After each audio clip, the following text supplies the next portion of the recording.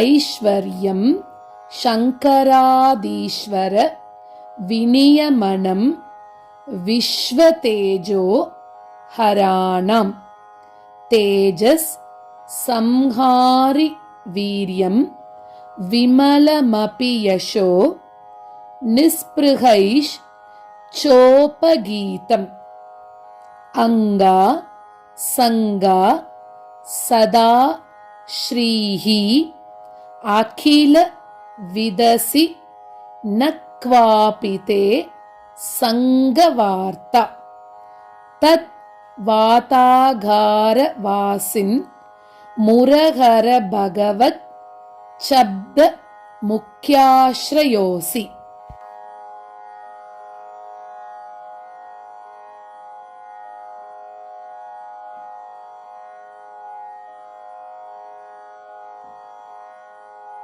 ஐஸ்வர்யம் சங்கராதீஸ்வர விநியமனம் விஸ்வதேஜோஹராணாம். ஐஸ்வர்யம் சங்கராதீஸ்வர விநியமனம் விஸ்வதேஜோஹராணாம் தேஜசம்ஹாரி வீரியம் விமலமபி யசோ நிஸ்பிருகைஷோபகீதம். தேஜசம்ஹாரி வீரியம் விமலமபி யசோ நிஸ்பிருகைஷோபகீதம். அங்கா சங்கா சதா ஸ்ரீஹி அகில விதசி நக்வாபி தே சங்கவார்த்தா. அங்கா சங்கா சதா ஸ்ரீஹி அகில விதசி நக்வாபி தே சங்கவார்த்தா தத்வாதாகாரவாசின் முரகர பகவத் சப்தமுக்கியாஸ்ரயோசி. தத்வாதாகாரவாசின் முரகர பகவத் சப்தமுக்கியாஸ்ரயோசி. இந்த ஸ்லோகம் இது பலஸ்ருதி மாதிரி இருக்கக்கூடிய ஸ்லோகம். இதுல என்ன சொல்றாருன்னா, உன்னுடைய தேஜஸ் அது எப்படி இருக்கு அப்படின்னா, சங்கரன் அதாவது சிவன் மாதிரி இருக்கக்கூடிய கடவுள்களையும், அதாவது அவளுக்கு இருக்கக்கூடிய அந்த வலிமை அதை நிர்ணயிக்க கூடியதாக இருக்கு உன்னோட வலிமை. அவ வலிமைன்னு சொல்லிக்கிறா, அந்த வலிமைக்கெல்லாம் மேல ஒரு வலிமை இருக்கும்னா அது உன்னோட வலிமை தான் அப்படின்னு சொல்றார்.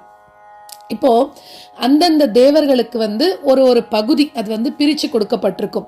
இப்ப வாயு அப்படின்னா அதுக்கு ஒரு பகுதி இல்லையா, அந்த மாதிரி ஒருத்தருக்கு ஒரு பகுதி பிரிச்சு கொடுக்கப்பட்டிருக்கா. ஸோ அந்த இடத்துல மட்டும்தான் அவளால் அந்த வலிமையை செலுத்த முடியும், டாமினேஷன் பண்ண முடியும். ஆனா அவளுக்கெல்லாம் மேல உன்னோட வலிமை இருக்கு, அது எல்லாத்தையும் அடக்கி ஆளக்கூடிய சக்தி உன்கிட்ட மட்டும்தான் இருக்கு அப்படின்னு சொல்ற. அதாவது அவ ரூல் பண்ற எல்லாத்தையும் நீதான் ரூல் பண்ற, அவளையும் சேர்த்து நீதான் ரூல் பண்ற அப்படின்னுட்டு. உன்னோட தேஜஸ் அது இருக்குல்ல, அதுக்கு நிகர் யாருக்கும் இல்லை அப்படின்னு சொல்ற. அடுத்ததாக அவரோட புகழ் அதை பத்தி சொல்றார். அந்த புகழ் எப்படி யார் புகழ்ந்து பேசுறான்னா, எதுலையும் பற்றில்லாத ஞானிகளால பாடப்படுறதாம். இப்ப நம்ம எல்லாம் பாடுறோம்னா ஏதோ கொஞ்சம் நம்ம எக்ஸாஜரேட் பண்ணி பாடுறோம் அப்படின்ற மாதிரி சொல்லலாம். நான் ஞானிகள் அவ உண்மையா பாடுற, அவளுக்கு உலக விஷயங்கள்ல பற்று கிடையாது. அவ உன்னை முழுக்க புரிஞ்சுண்டு உண்மையா புரிஞ்சுண்டு உன்னோட புகழ உள்ளது உள்ளபடி சொல்றா அப்படின்னு சொல்றா. அதே மாதிரி அடுத்தது ஒன்று பார்த்தோம்னா ரொம்ப முக்கியமான ஒன்று. இப்போ பெருமாளுக்கு இது இருக்குது, வலிமை இருக்குது, தேஜஸ் இருக்குது அப்படின்லாம் சொல்கிறோமே, அதெல்லாம் எதனால உயர்வாக காணப்படுறது அப்படின்னாக்க, ஸ்ரீ மகாலட்சுமி அவ என்ன பண்றா, உன்னோட திருமார்பில் எப்பவும் இருக்கணும், நித்தியவாசம் பண்ணணும்னு ஆசைப்படுறாளாம். அப்படி ஆசைப்பட்டு உன்னோட திருமார்பிலேயே இருந்துட்டு இருக்காளாம். அப்படி மகாலட்சுமி உன்னோட கூடவே இருக்கிறது தான் உன்னோட புகழ் ஏற்றத்துக்கு எல்லாத்துக்கும் காரணமாக இருக்கு அப்படின்னு சொல்றார்.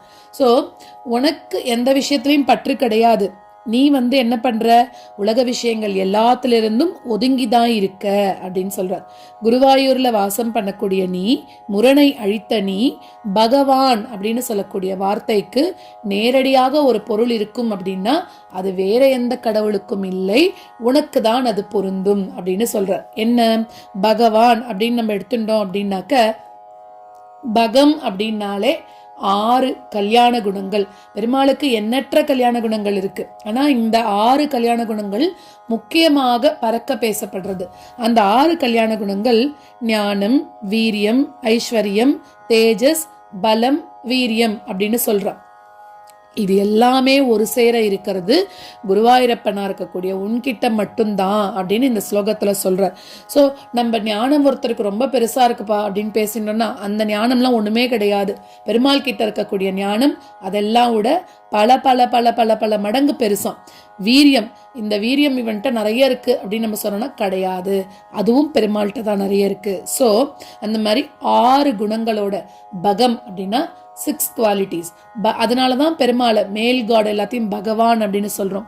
இதே சக்தி ரூபமா இருக்கும்போது, தாயார் ரூபமா இருக்கும்போது இருந்தது அப்படின்னா அவளை நம்ம பகவதி அப்படின்னு சொல்றோம். ஸோ இது ஒரு பலஸ்ருதி மாதிரி இருக்கக்கூடிய ஸ்லோகம்.